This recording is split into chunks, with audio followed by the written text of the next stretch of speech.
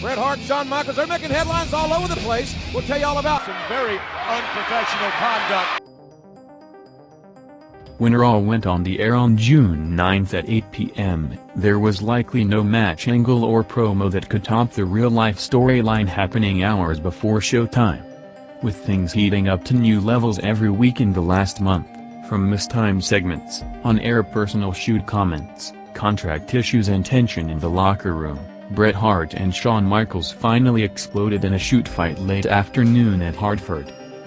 Bret and Shawn got into an heated argument backstage based on Shawn's Sunny Days comment on May 19, apparently causing Bret some personal issues. Moments later Bret threw a punch and the two began brawling on the floor, going through a wall to the bathroom with Bret pulling out a piece of Shawn's hair before being separated by the agents and wrestlers.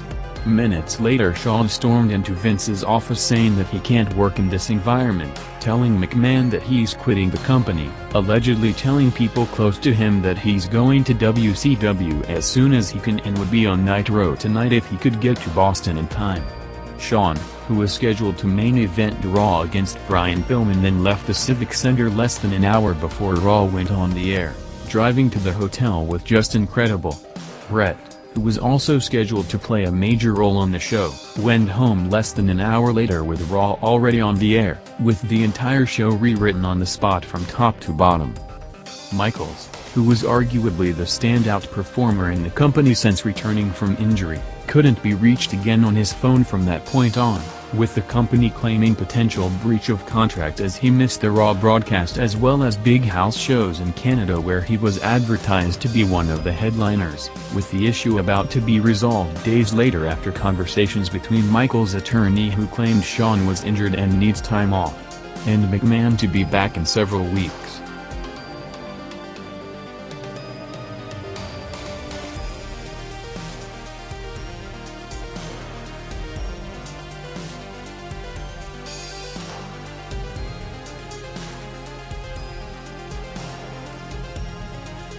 WCW in front of a record-breaking crowd of over 18,000 people in Boston, making it the biggest gate in weekly Monday Night Wrestling history with near-record merchandise sales at the sold-out Fleet Center, opened with a video package of Hogan and Roddy, officially booking the tag match for Bash at the Beach.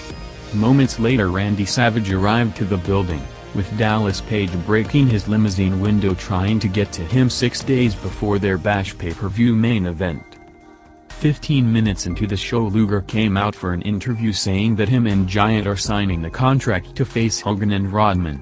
Luger said that he talked to J.J. Dillon and with Hogan in Boston after working on his own schedule for months between wrestling and movie sets. Dillon is booking Hogan vs. Luger for tonight. Flair and Piper arrived at the Fleet Center earlier today saying that they're not waiting 6 days to get Hall and Nash, with another big match booked with Flair and Piper against the Outsiders.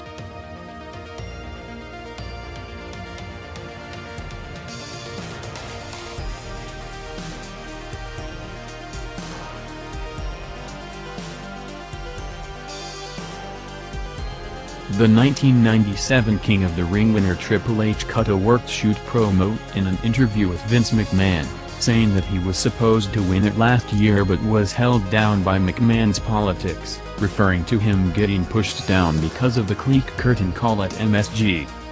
After not winning the title last night, Farouk fired the entire nation except D'Lo Brown, ending the original Nation run. Farouk said that he's going to recruit members for the new Nation to challenge Taker and Johnson next week. Vince McMahon and JR on commentary didn't acknowledge the Bret-Shawn fight throughout Raw, with Vince only referring to unprofessional conduct by both Hart and Michaels earlier tonight, and JR hinting at when promoting the company hotline, saying that Bret and Shawn are making headlines and they will have all the news there. 45 minutes into the show Paul Heyman and Tommy Dreamer entered the arena sitting in the crowd, starting a three-promotion angle with the WWF, ECW and USWA. Jerry Lawler made a surprise appearance on the ECW show on June 7th, set to air on Hardcore TV. The lights went out in the building mid-brawl and Lawler showed up in the ring cutting a promo on the company as the ECW arena exploded. With RVD on King's side as Mr. Monday Night, eventually ending the Wild Brawl segment when Taz came out.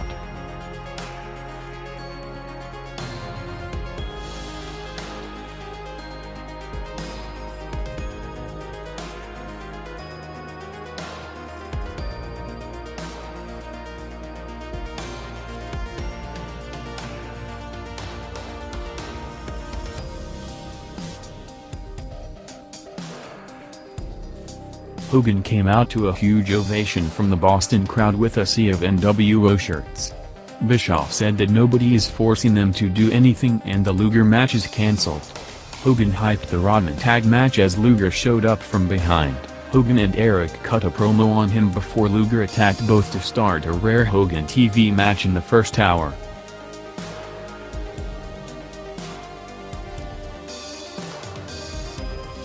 Steve Austin opened Raw's second hour for a promo. Austin briefly mentioned the Michaels match from last night before hyping the Brian Pillman main event for tonight. Also last night Bret Hart challenged any 5 wrestlers to face the Hart Foundation at the upcoming Canadian Stampede pay-per-view in July. Austin said that he's in the match and would wrestle them alone if nobody joins him.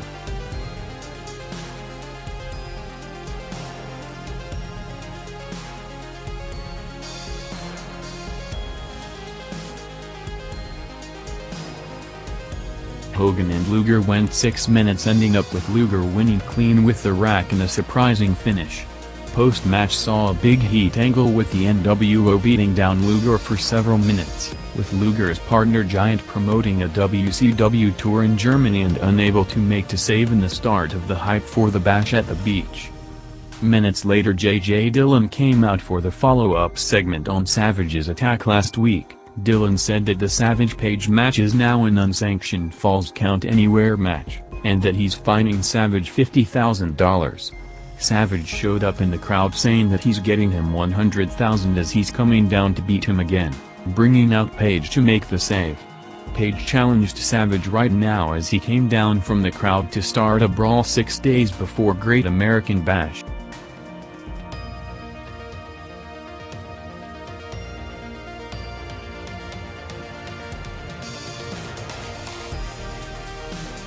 Raw peaked with a 2.6 rating for the ECW Invasion segment with the RVD vs Flash Funk match, along with Seed vs Owen Hart, ending up with Heyman and Dreamer jumping the guardrail to start a brawl. Next on WCW was Malenko vs Jarrett for the US title, going 14 minutes, ending up with Eddie Guerrero returning from injury to give Jarrett the matching belt. Raw had the 4th and final part of the Mick Foley Jr. interview. Foley started with the comparison to Shawn Michaels, blaming Vince McMahon for him putting his body on the line for years because now Vince hired him too late. Foley then turned on JR for selling viewers the idea that he's indestructible and can't feel pain, when in reality he suffers every day and can barely play with his kids, ending up with him attacking JR with the mandible claw. After heavily promoting the Austin vs Pillman main event during the week and throughout the show recapping their history, the match ended up not happening, with the company going with a bait and switch just minutes before the match as the Hart Foundation attacked Austin to give him an out, while Mankind made the save to take his place. The situation was that the company knew in advance that Austin was out after injuring his knee last night. Michaels was originally supposed to take his place, but with him leaving the building, Foley was booked in the match against Pillman in his first match back since coming back from long-term knee injury, ending the show in the brawl with Shamrock and Austin coming down to fight off the Hart.